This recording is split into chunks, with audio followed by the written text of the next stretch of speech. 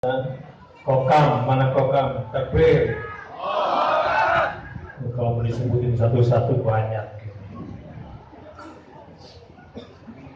Alhamdulillah, Alhamdulillahil karimir rahman, allamal Qur'an, khalaqal insan, allamahul bayan. Asyhadu an la ilaha illallah wa asyhadu anna Muhammadar Rasulullah. Alhamdulillahi wahdah, sadaqa wa'dah, wa nasara 'abdah, wa a'azza jundah, wa hazama al-ahzaba wahdah. Allahumma fasalli wa sallim wa barik ala nabiyyina wa habibina wa syafi'ina wa qa'idina wa maulana Muhammadin sallallahu alaihi wasallam wa ala alihi wa sahbihi wa sallim. Syahidallahu annahu la ilaha illa huwa wal malaikatu wa ulul ilmi qa'iman bil qisti. La ilaha illa huwal azizul hakim. Allahumma arhamna bil Qur'an. Islam masuk ke Indonesia tidak melalui pedang dan pemaksaan kehendak. Betul? Kalaupun para ulama pernah mengangkat senjata dan pedil, mengangkat pedang untuk berjuang semata-mata untuk membebaskan Indonesia dari tirani penjajahan. Betul? Saya kira ini yang perlu kita dudukkan dulu di awal. Setidaknya agar umat Islam tidak salah paham dengan dirinya sendiri. Karena selama ini intoleran dilekatkan ke umat Islam, radikalisme dilekatkan kepada umat Islam, anti NKRI juga ditujukan kepada umat Islam, yang terakhir anti kebinekaan dilekatkan kepada umat Islam. Padahal pikir-pikir yang menggerakkan Belanda dan Eropa sekarang menekan Indonesia untuk menghapuskan pasal 156A siapa ya? Ini juga barangkali untuk menjadi peringatan semua. Tapi saya dengar alhamdulillah dari aparat bahwa alhamdulillah Kota Gresik dan masyarakatnya semua adalah masyarakat yang cinta damai dan suasananya kondusif. Takbir. Sungguh ini membahagiakan sekali. Apalagi saya dibawa ke markasnya, tadinya saya salah nyebut KGB.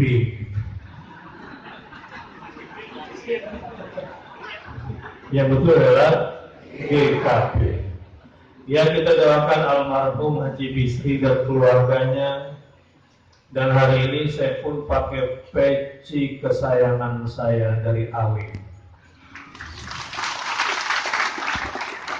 Jadi saya tidak buat-buat karena saya pernah diminta bintang iklan, gak pernah bisa. Karena kalau jadi bintang iklan harus bohong.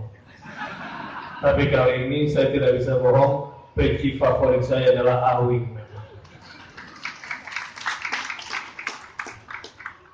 Ini AW mahar. Mahal ini. Terima kasih. Ya, ini bukan endorse. Kalau endorse nanti dikira saya dapat sekian persen gitu kan? Padahal iya, enggak. Tidak. Ini semata-mata karena memang apa adanya. Jadi kalau saya diminta dibelikan oleh asisten, kalau bukan awing sering nggak cocok. Baik. Begini, saat ini umat Islam harus banyak bersyukur dengan semua diskriminasi yang dilekatkan kepadanya.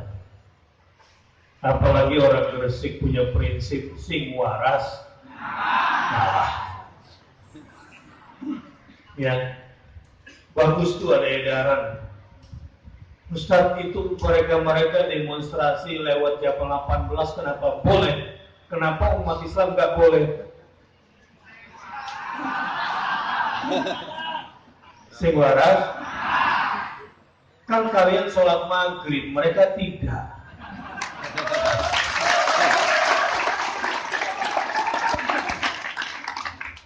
Ini biar saya tampung aspirasinya dulu nih Pak Suhaib. Tapi jelas bahwa bukan karakter umat Islam yang memaksakan kehendaknya. La ikraha fiddin. Kenapa la ikraha fiddin? Qad tabayyana ar-rusydu minal ghayyi. Betul? Ngapain dipaksa-paksa masuk Islam? Nggak perlu paksa-paksakan Islam kepada orang lain, karena qad tabayyana ar-rusydu minal ghayyi. Sudah terang perbedaan mana yang lurus dan mana yang bengkok. Menjadi muslim yang lurus yang bagaimana? Ar-rusydu. Qad tabayyana ar-rusydu adalah orang yang berjalan di atas siratal mustaqim, di atas jalan yang lurus. Lurus itu nggak mesti moderat. Ini kadang kalau moderat ini, wah ini moderat. Nggak gitu juga. Wasatan itu bukan moderat terjemahannya. Wasatan itu terjemahannya siratal mustaqim, ghairil maghdubi alaihim waladdallin. Itu wasatan. Umat wasata adalah umat pertengahan yang tidak menyesatkan seperti Yahudi dan tidak ingin disesatkan seperti Nasrani. Maaf menggunakan bahasa apa adanya, karena Al-Quran yang mengatakan itu. Saya tidak bisa mengganti bahasa Al-Quran, karena memang begitu bahasanya. Ya, tafsir-tafsir sedemikian rupa adanya. Tapi ini radikal nggak ya kalau gue begini? Ya. Tidak. Apalagi kita berbicara di lingkungan Muhammadiyah, warga Muhammadiyah, Pak, belakangan ini saya keliling Indonesia, satu-satunya ormas Islam yang betul-betul pandai memanfaatkan situasi dan potensi. Ya, karena orang Muhammadiyah itu betul-betul berjuang untuk lembaganya karena Allah Subhanahu wa Ta'ala. Saya baru pulang dari Sorong. STKIP yang dapat akreditasi B itu Muhammadiyah satu-satunya se-Papua. Tanahnya sudah 25 hektar dan bertambah akan menjadi 60 hektar. 65% mahasiswa dan mahasiswinya non-muslim di Papua. Bermanfaat ya Muhammadiyah? Ini yang disebut dengan Islam berkemajuan.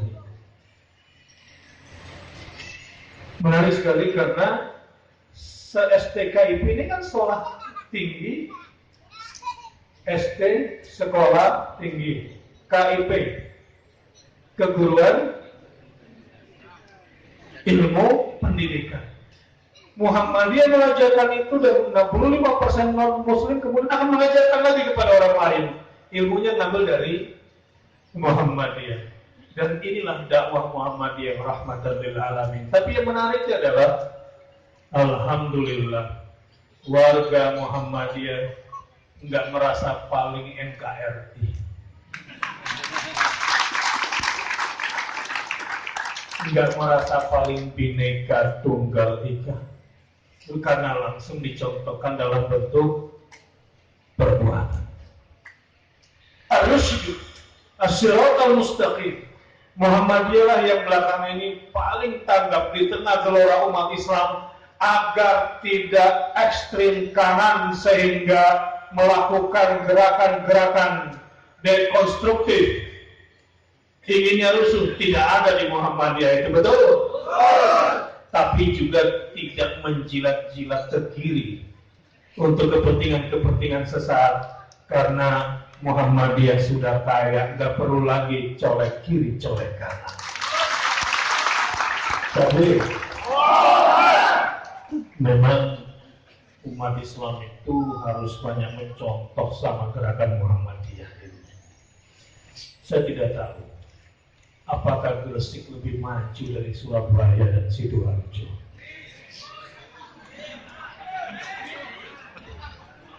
Di Surabaya itu sudah buat roti Al-Maidah, betul ya? Sampai mobilnya, model mobilnya roti Al-Maidah, dan sampai motornya roti Al-Maidah. Oh, ternyata Gresik lebih maju karena Gresik sudah bikin kota baru dan itu Muhammadiyah yang bekerja. Makanya ketika diceritakan saya jadi tertarik untuk datang ke Gresik. Ini mohon maaf ya Surabaya. Baik, kembali. Bukanlah tipikal umat Islam untuk memaksakan kehendak. Tapi kalau ada yang coba-coba hendak merampok negeri ini, hendak menjajah negeri ini, dan mengganggu kedaulatan ini, maka ulama dan warga Muhammadiyah paling depan membela negara Republik Indonesia.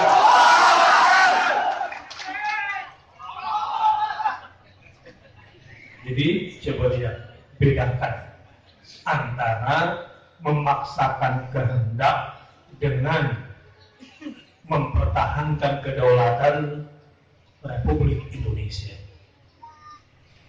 Kenapa? Indonesia merdeka pada tanggal 9 Ramadan. Kalau tidak salah 1347 Hijriah. Bulan Ramadan. Sebentar lagi kita memasuki bulan yang kita rindukan itu. Ya Allah, sampaikanlah usia kami sekali lagi ke bulan suci Ramadan, agar Kau berikan kepada kami rahmah dan maghfirah-Mu ya Allah. Berkatilah usia kami di bulan Sya'ban untuk bisa menikmati berbagai macam bentuk ibadah dan ketaatan kepada-Mu. Allahumma barik lana fi syahr Sya'ban wa ballighna Ramadan. Berkahi Sya'ban kami dan sampaikan usia kami ke dalam dekapan indah bulan Ramadan-Mu. Ya Allah, kepada semua yang hadir di sini, muslimin dan muslimat, khususnya di Gresik, semoga Engkau rahmati mereka, mendapatkan rahmat terbesar-Mu di bulan suci Ramadan, dan Kau ampunkan semua dosa-dosa kami di bulan suci Ramadan, dan mampukanlah kami untuk bisa yang terpilih dibebaskan dari neraka sementara kami masih hidup di dunia, dan semoga ada yang dipilih untuk mendapatkan Lailatul Qadar ya Rabbal. Ngomong-ngomong, sebentar lagi bulan Ramadan, udah berapa kali khatam dari Ramadan kemarin sampai besok nih mau Ramadan lagi. Nah, setiap bulan khatam. Takbir. Ini baru cocok jadi bela Quran. Bagaimana ngaku bela Islam kalau di luar cara-cara Islam? Jangan mengaku bela Quran kalau tidak membaca Al-Quran. Kembali. Bulan Ramadan, Indonesia merdeka. Tanggal 9 Ramadan, 17 Agustus 1945. Adalah Kiai Haji Abdul Mukti dan Kiai Haji Hashim Asy'ari bersama Bung Karno dan Bung Hatta dalam sebuah diskusi di waktu sahur pukul 3 dini hari sebelum proklamasi ditulis dan dibacakan jam 10 pagi. setelah disepakati dan ulama berkontribusi untuk membawa Indonesia pada kemerdekaannya. Lalu ditulislah teks proklamasi. Bung Hatta yang mendiktekan, Bung Karno yang membacakan, dan keturunan Arab yang membelikan rumahnya di Jalan Proklamasi. Kemudian dibacakanlah teks proklamasi. Makanya nggak usah bilang kalau ingin bawa Islam jangan bawa Arab ke Indonesia. Lalu rumah yang dipinjamkan itu dikasih oleh keturunan Arab untuk dibacakan di dalamnya teks proklamasi. Betul? Baca lagi sejarahnya kalau belum tahu.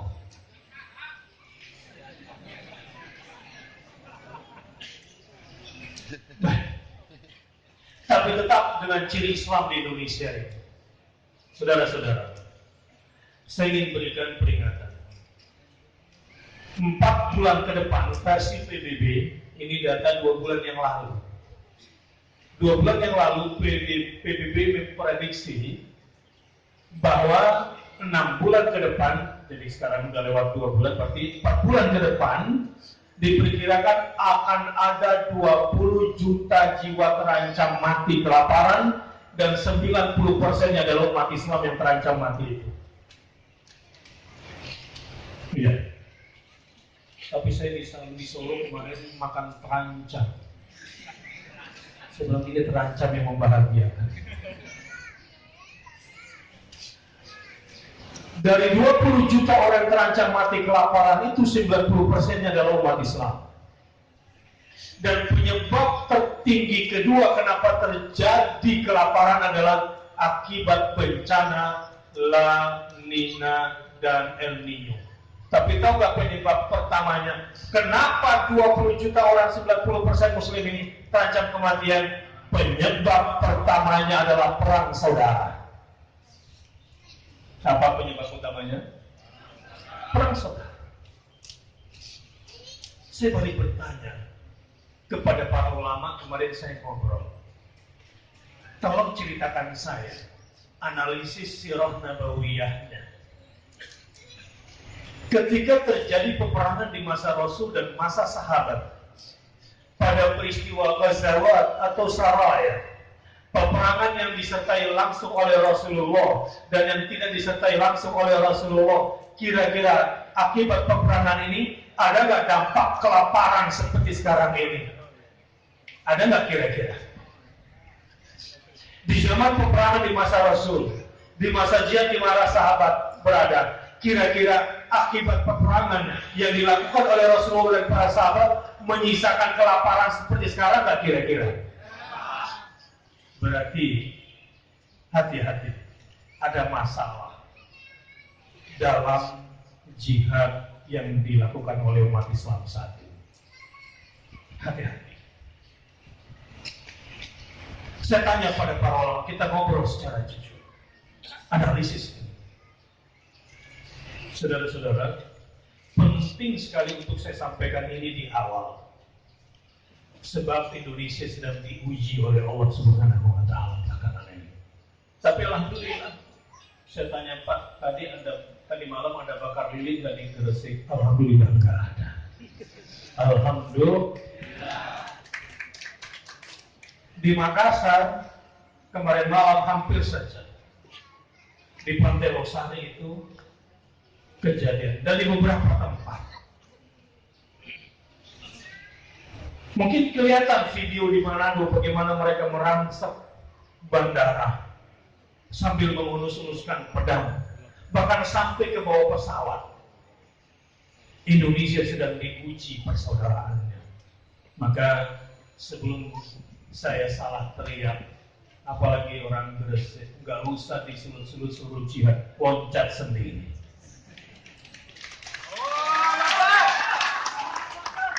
Tapi masalahnya, kalau kita salah melangkah umat Islam ini, mau Indonesia jadi seperti Arab dengan semua peperangan saudaranya? Mau Indonesia jadi Suriah? Tidak. Karena Allah tidak menghendaki demikian. Insya Allah kebangkitan Islam dunia akan dimulai dari Indonesia yang damai.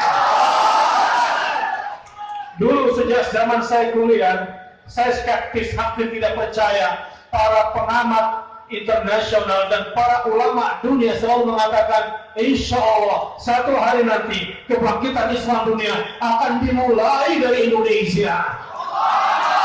Dari mana mereka melihat? Sementara kami orang Indonesia tidak terlalu percaya diri untuk mengatakan itu. Karena akhlak kalian yang luar biasa.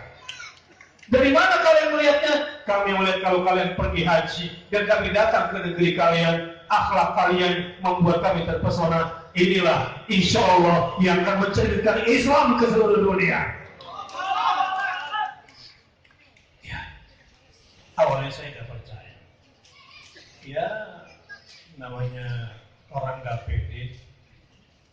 Karena saya pernah melihat kejadian lucu di Madinah. Jadi orang Indonesia itu kan saking sopannya kadang-kadang lebay.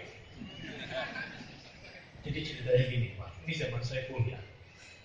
Kan kita lagi sholat. Udah selesai, Assalamualaikum warahmatullahi wabarakatuh. Assalamualaikum warahmatullahi wabarakatuh. Ada dua kejadian aneh di depan mata saya. Karena setelah itu saya lagi etika. Orang Indonesia ini kan kebiasaan kalau sholat salam-salaman. Gitu kan? Orang Arab kan datang biasa. Colek lagi. Ngapain? Salam atau salam. Dua lagi salam, sana lagi salam, yang lagi zikir bingung. Dikira pengemis minta 1 rial. Salam lagi kiri kanan. Oke, nggak ada masalah yang di sini. Nah, ingin salam sama yang di depan. Kalau di Indonesia kan biasa dicolek nengok salam gitu kan. Salah colek bagian pantat bawah dia colek. Orang Arab kalau dicolek pantatnya aib. Marah dia berbalik. Isyazah. Salaman. Bidah.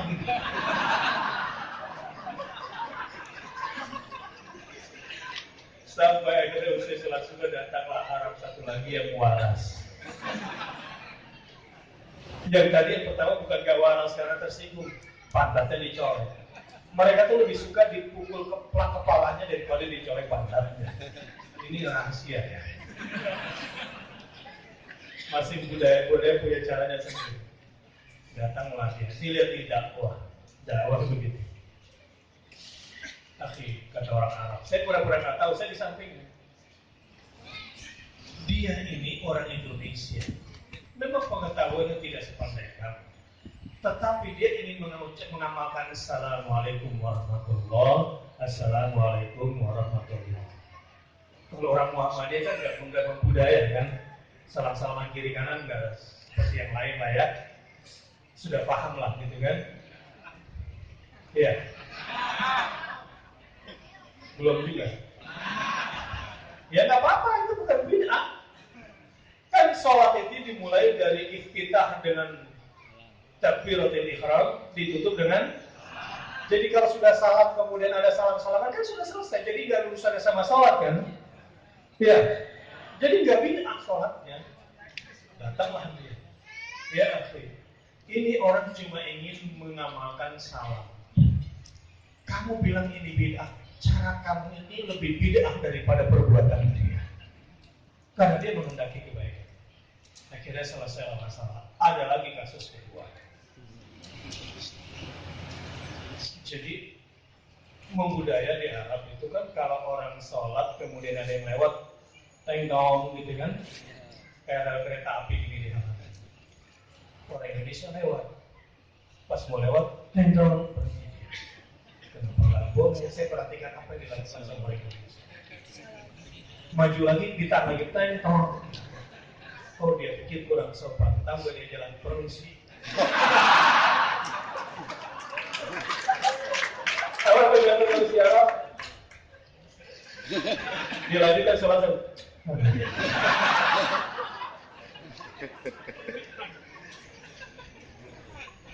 Tetapi situasinya ternyata bukan itu ukurannya. Tidak kita minta sekarang ini umat Islam Allahu Akbar. Saya mau tanya, saat ini harga diri umat Islam sedang bangkit atau tidak? Gairah umat Islam untuk bersatu sedang kuat atau tidak? Umat Islam sekarang kalau ada yang ganggu berani melawan atau tidak? Ini yang disebut dengan izzah. Allah sedang turunkan izzah Islam ini kepada umat Islam, khususnya di Indonesia. Umat Islam sekarang mau melihat peristiwa dengan perspektif Islam, mau menilai masalah sosial dari sudut pandang Islam, mau melihat perspektif hukum dengan sudut pandang Islam. Bahkan di Jakarta kemarin memilih pun di atas 40% dasarnya adalah karena memilih Islamnya. Ini yang ditakuti musuh, sehingga dikatakan janganlah campur adukan antara Islam dengan politik.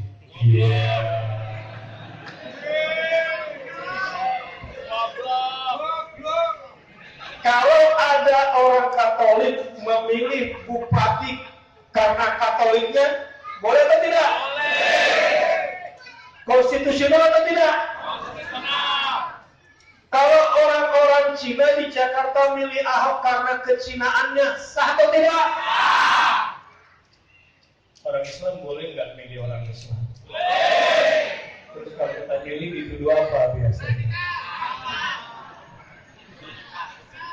Padahal kita dilindungi oleh undang-undang, ya, pasal 29 ayat 1 dan 2.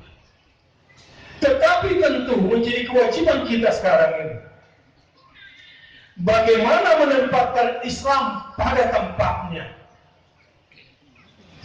Ini yang menjadi kewajiban saya untuk menyampaikan pada hari ini. Kenapa tadi di mukadimah saya bilang alhamdulillahi wahdah, sadaqa wa'dah, wa nasara 'abdah, wa a'azza jundah, wa hazama al-ahzaba wahdah. Ini yang sekarang bisa terjadi di Indonesia. Segala puja dan puji hanya tertuju hanya untuk Allah saja wahdah. Tidak ada yang berhak untuk mendapatkan pujian selain Allah. Makanya kalau Bapak Ibu dipuji, jangan bangga. Luar biasa bapak-bapak di Gresik ini ya, ganteng-ganteng, dermawan-dermawan. Biasanya bilang apa setelah itu? Bilang apa? Kalau di Jakarta bilang gue. Nggak boleh. Satu hari ada Rasulullah SAW datang ke TKP karena ada sahabat setelah dipuji pingsan. Datanglah Rasulullah ke TKP. Ya Rasulullah, kenapa orang ini pingsan setelah dipuji? Asabahul ain. Dia terserang penyakit dengki. Ada orang dengki pada dia tapi disalurkannya lewat pujian. Dan kesalahan dia kenapa dia pingsan setelah dipuji? Karena ketika dipuji tidak bilang walillahil hamd. Bapak-bapak ganteng deh. Ibu-ibu cantik, kurus. Bilang apa? Walillahil hamd. Itu kalau dipuji. Kalau dihina bilang apa? Hah? Untung yang kamu tahu cuma segitu. Tidak, umat Islam itu kalau dihina bilang alhamdulillah. Ya, udah judulnya nggak ke situ. Kita kembalikan dulu. Segala puja dan puji hanya milik Allah Subhanahu wa Ta'ala. Dan memang kata alif dan lam di dalam lafaz alhamdu ini namanya alif lam lil istighraq. Alhamdulillah kalau diterjemahkan bahasa Indonesianya apa? Segala puji. Dari mana kata segala ini diambil?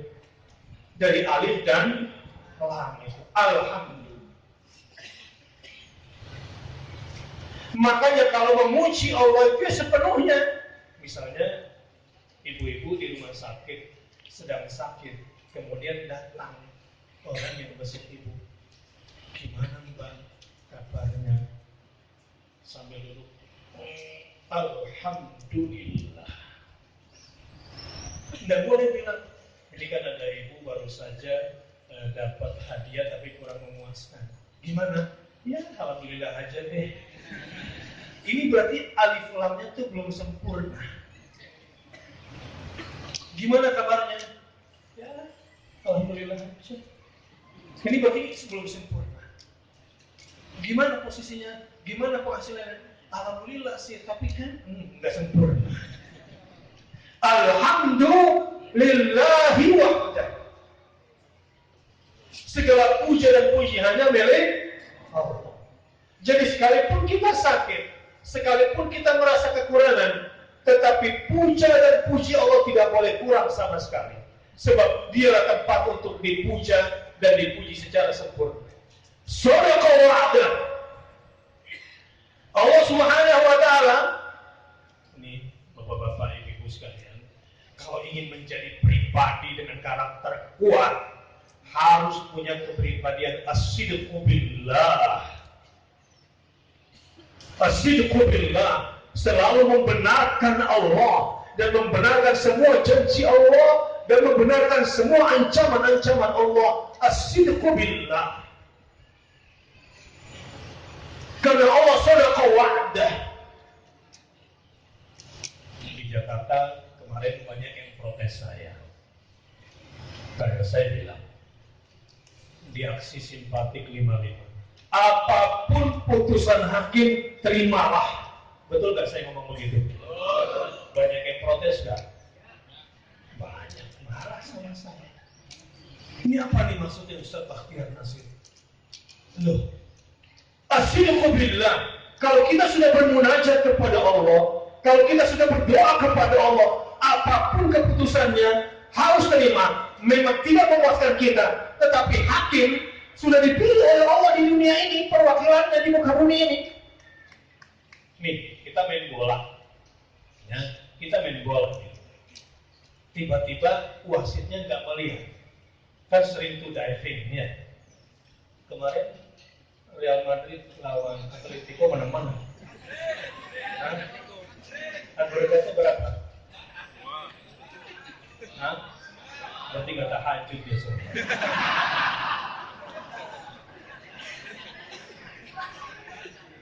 Iya, ini penggemar Piala Champion. Barca masuk nggak? Nanti Real Madrid ketemu siapa? Luar biasa. Gresik di sebelah sana apa namanya?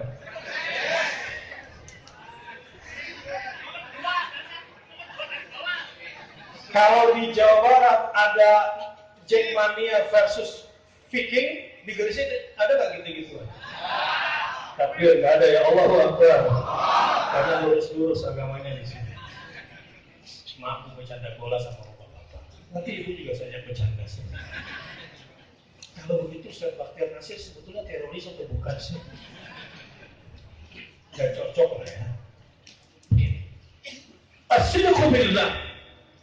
Saya bilang kepada semua yang protes, kita harus hormati independensi hakim. Teknologi bola kan sekarang kameranya sudah sangat detail. Sementara mata wasit nggak sepenuhnya bisa melihat kan. Nah pertanyaannya, kalau ini sebetulnya penalti, tapi kemudian oleh hakim ditentukan tidak penalti, terima apa jangan? Hah? Benar. Protes atau tidak? Terus kalau dua-duanya protes, gimana pertandingannya? Inilah sing waras. Kalau semua nggak percaya pada putusan hakim, kalau nggak percaya pada putusan hakim, undang-undang yang diserang. Niki pasal 156 ayat harus dihapus. Saya dengar ada partai yang menginginkan dan mendesak agar pasal 156A-nya yang dihapus. Padahal yang menginginkan ada pasal 156A ini Bung Karno. Yang menuntut ini Partai Merah agar dihapuskan. Ini gagal sejarah.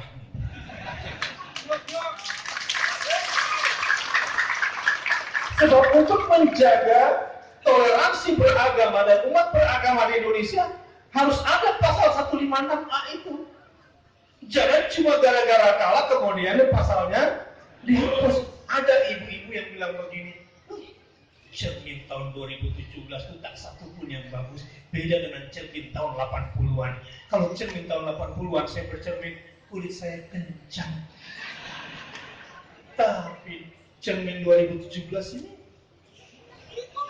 kalau saya bercermin, muka saya. Jadi yang salah siapa? Superman. Kenapa celana dalamnya di luar? Kecuali Superman 2015 sudah tobat di dalam celana dalam. Jadi selamanya kehidupan berbangsa dan bernegara ini tidak akan pernah beres kalau umat Islam sendiri tidak taat pada hukum. Dan kalau memang itu yang terbaik dari sisi keadilan, ya sudah terima dulu. Jangan intervensi hukum. Tugas kita selanjutnya adalah shadaqah wa'dah. Saya bilang kepada umat Islam di tanggal 5 Mei, kita sudah bermunajat kepada Allah di Istiqlal. Kita sudah bermohon kepadanya, sudah meminta kepadanya, ya Allah, turunkanlah keadilan untuk negeriku ini. Setelah itu, pulanglah dengan damai.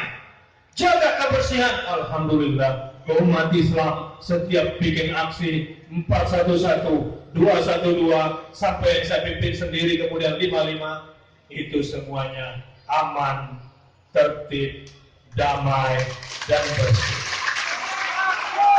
Wah, itu ciri khas yang ingin kita tampilkan ke seluruh dunia. Akhlakul karimah, tawakal kepada Allah, tetap menjaga keamanan dan ketertiban, menjaga persatuan. Insya Allah Indonesia akan kuat ke depan. Tapi sekarang kita sedang diuji. Sabar, ya. Sebab udah ada yang nanya saya lagi, Ustaz, ini gimana Ustaz? Kita harus bagaimana? Maksud lo? Ini kalau kita dibeginikan terus nih gak sabar nih Ustaz. Memangnya cuma dia yang bisa bawa kelewang ke jalan. Kita umat Islam juga bisa. Sing waras. Panas. Mandi.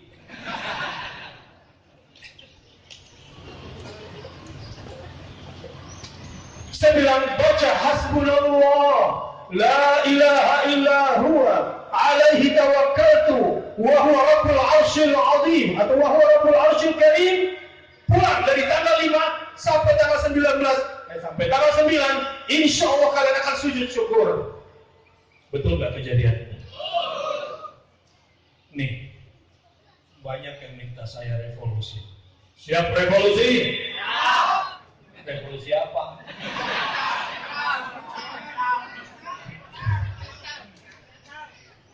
Ustaz, nunggu komando. Komando apa?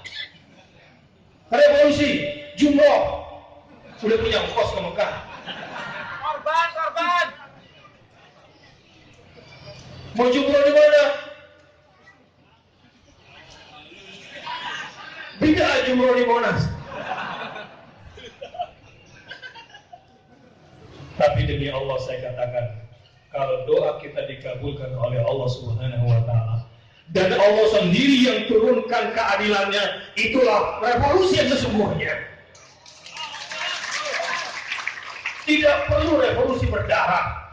Kalau Allah yang sudah turunkan keadilannya lewat para penegak keadilan, dan setiap kita berlaku adil pada diri sendiri, shadaqah wa'dah wa nasra 'abdah, Allah pasti tolong tentaranya dan pasti menangkan hamba-hambanya. Ini bukan batu retorika.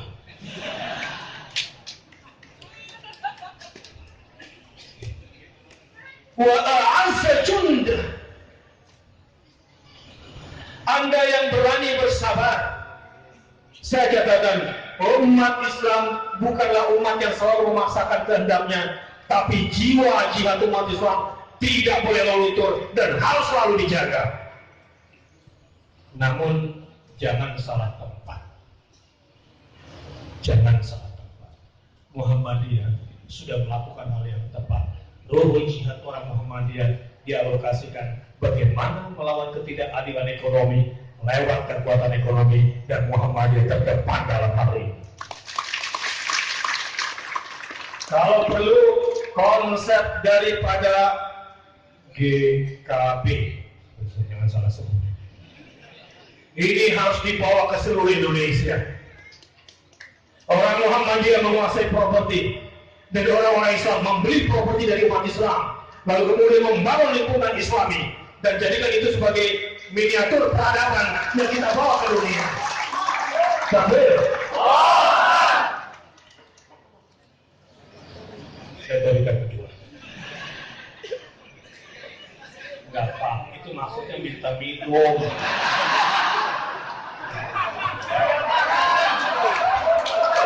Harus terang memang dibiasa.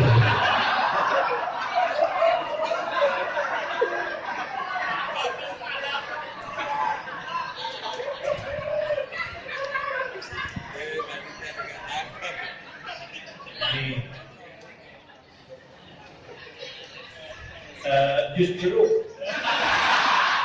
2. Terima kasih Pak.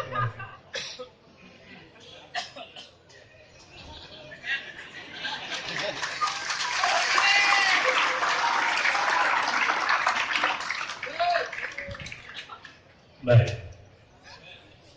Wa hazamal ahzaba wahda. Saya mau cerita tahadduts bin nikmah. Bagaimana Allah melawan sendiri semua musuh-musuh dan golongan-golongan musuh Allah Subhanahu wa taala.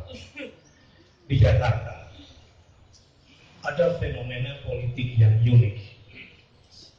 Berdasarkan data, 40% pemilih di Jakarta adalah pemilih identitas.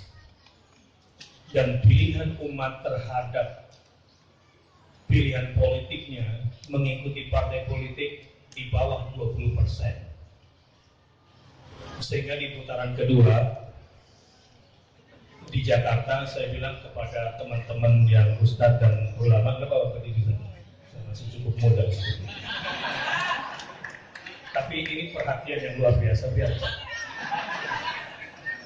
Insya Allah.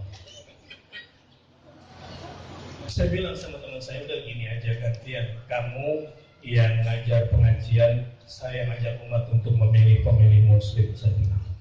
Karena sekalipun kamu bengok-bengok, kamu cuma dihitung maksimal 20%. Tapi kalau tokoh umat yang berbicara bisa 40%. Di luar dugaan, dan kemudian kemenangannya sampai 16%. Telah gitu. Ya. Kenapa? Sebetulnya sederhana. Tahu nggak kenapa kemarin putaran kedua di Jakarta beda dengan putaran pertama? Setelah putaran pertama mereka menang, langsung beredar nggak foto video kecurangan? Beredar nggak? Jadi gambar yang berbicara, kan? Mereka tidak bisa mengalah. Sekarang pertanyaan yang kedua. Setelah putaran kedua, kemudian paslon 3 menang, beredar nggak foto dan video kecurangan? Beredar nggak? Tidak ada. Senyap. Dan ada lagi yang lain.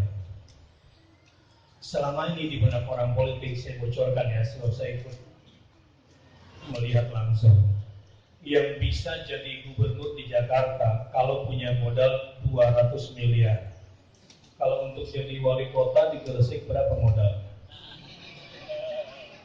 Bupati berapa modal? Orang partai terbuka aja lah, berapa? 10M, kecil ya, tapi itu cukup lah ya. Kalau cuma 10M, cukup patungan warga Muhammadiyah sudah bisa menentukan siapa calon bupati di Gresik. Kalau cuma 10M cukup PWN aja yang bayarin selesai. PDN kalau kecil ya PDM aja, atau jangan-jangan PCM ya. Di Jakarta tuh harus 200 miliar. Tapi demi Allah, di tahun 2017 ini berhala politik uang betul-betul runtuh di hadapan politik masjid. Dan umat Islam Dan umat Islam, walaupun dia miskin, sekarang ini berani berkata tidak, bukan kepada narkoba, berkata tidak kepada sembako. Dan ini sebetulnya serangan fajar mereka yang selalu mereka lakukan, tapi fenomena di Jakarta kemarin berbeda suasana. Wallah, beberapa tokoh politik bilang, Ustaz, ini ajaib umat saat ini. Di luar dugaan.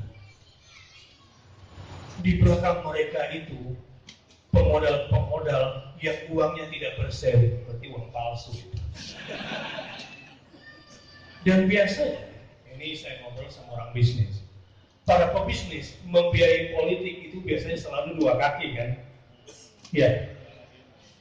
Tetapi kemarin pengusaha-pengusaha mereka tidak boleh sedikit pun mengkucurkan dananya untuk paslon muslim kemarin itu. Tapi demi Allah, wahazamal ahzaba wahda. Allah sendiri yang mengatur, Allah sendiri bahkan yang meng-create isunya, dan Allah sendiri yang memenangkan hambanya. Misalnya, mereka itu sudah yakin sekali kalau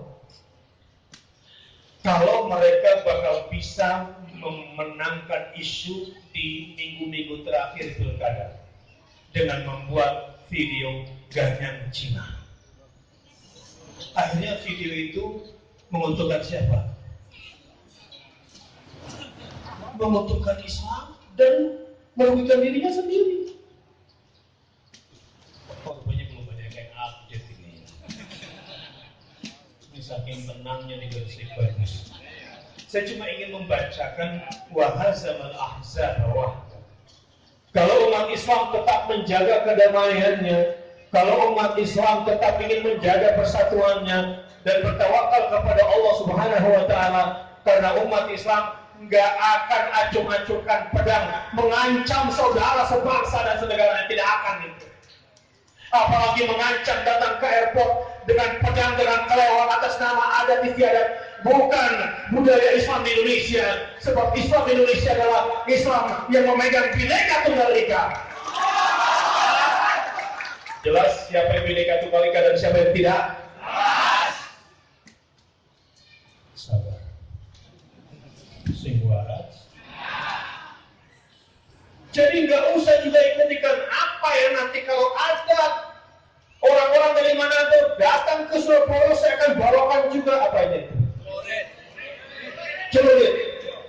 Perlu? Karena itu bukan tingkat orang beradab. Saya tahu Anda panas karena belum mandi siang.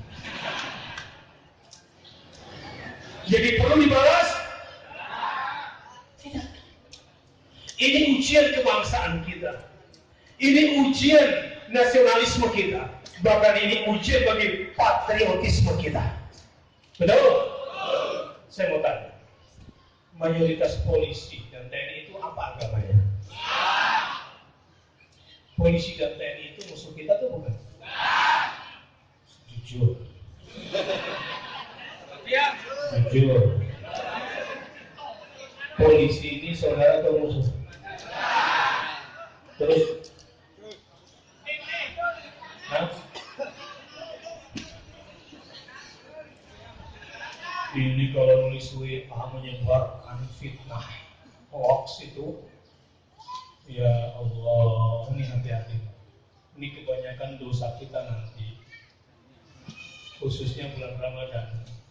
Nih, yang paling banyak membatalkan puasa Ramadan kita pasti nanti di WhatsApp. Maka saya bangga sekali kalau sudah menjelang Ramadan, teman-teman saya, guru-guru para ulama itu semuanya ada budaya. Assalamualaikum warahmatullahi wabarakatuh. Memasuki bulan suci Ramadan yang penuh kesucian, mohon izin kami pamit live dari guru. Dan ini tidak berarti kami bermusuhan, insya Allah kita jumpa lagi. Time count selesai.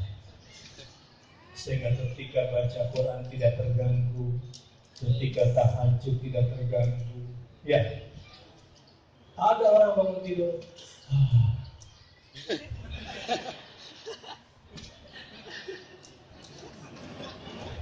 lupa berdoa bangun tidur. Ada nggak yang kayak gitu?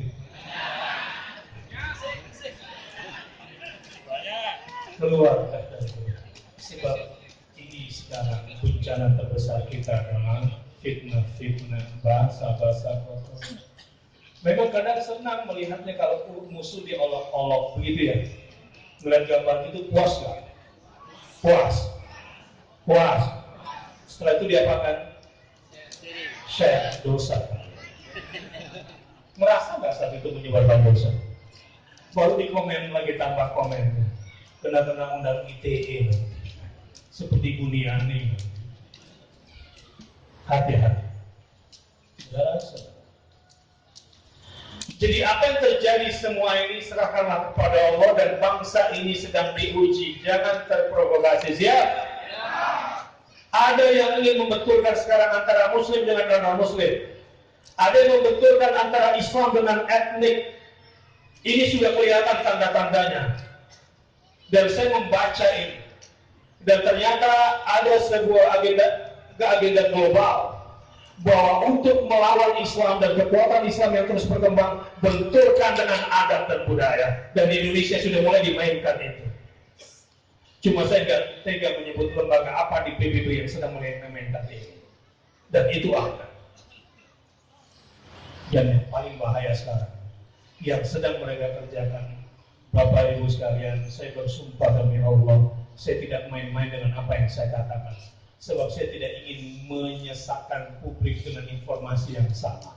Sedang diupayakan terjadi benturan berdarah antara sesama Muslim.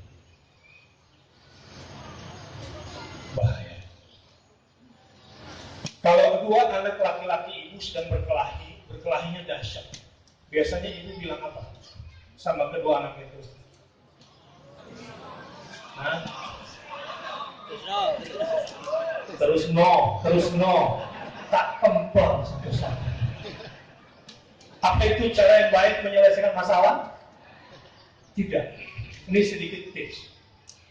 Dan kesalahan yang kedua, bapak ibu biasanya marah pada si kakak. Kamu itu kakak, kamu harus ngalah. Loh, yang salah si adik, kenapa kakak yang harus ngalah? Pokoknya kamu kakak harus ngalah. Aku tidak pernah mau menjadi kakak di dunia ini, kata saya. Ibu tidak adil. Ya tapi kan kamu tetap kakak, harus nggak bisa begitu ibu. Dulu kan yang benar adalah benar, yang salah adalah salah. Jadi ngomong apa? Nah, orang Tuhan, dan ini modul bagaimana agar kita bisa menyelesaikan masalah secara baik. Katakan kepada si adik kalau salah adalah salah. Katakan gua kalau si kakak benar adalah benar. Supaya sejak kecil kakak beradik kalau terjadi konflik, tidak terjadi kezaliman dalam hal ini.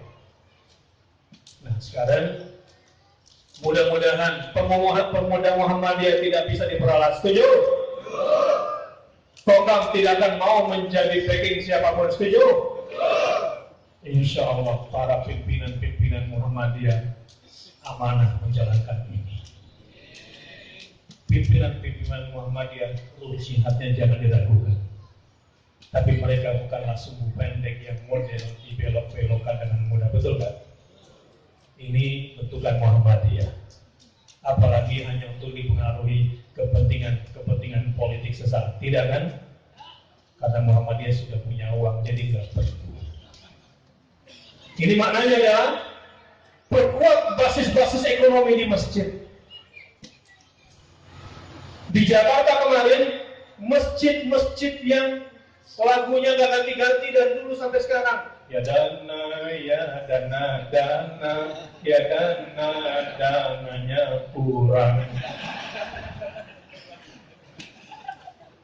Masjid-masjid yang begini ini yang diiming-imingi marbotnya untuk umrah, untuk jalan-jalan ziarah Wali Songo. Tapi nggak ada yang datangi dan nggak ada yang berani datangi Masjid Muhammadiyah. Karena dia akan bilang, uangmu pil, uangku lebih banyak dari uang kamu. Jadi siap jihad ekonomi. Ini saya kira kalau saya berbicara di Muhammadiyah seperti ini. Baik. Alhamdulillahi wahdah, sadaqallah dan wa nasara abdah wa a'azza jundah wa hazamal ahzaba. Siap berpegang kepada kalimat ini. Selama umat Islam kuat tauhidnya kepada Allah, kuat tawakalnya kepada Allah, nggak mungkin umat Islam mau diadu domba. Kemarin saya sebetulnya sejak tanggal 1 November tidak pernah mau muncul di TV. Memang sih pernah dicekal juga di TV One.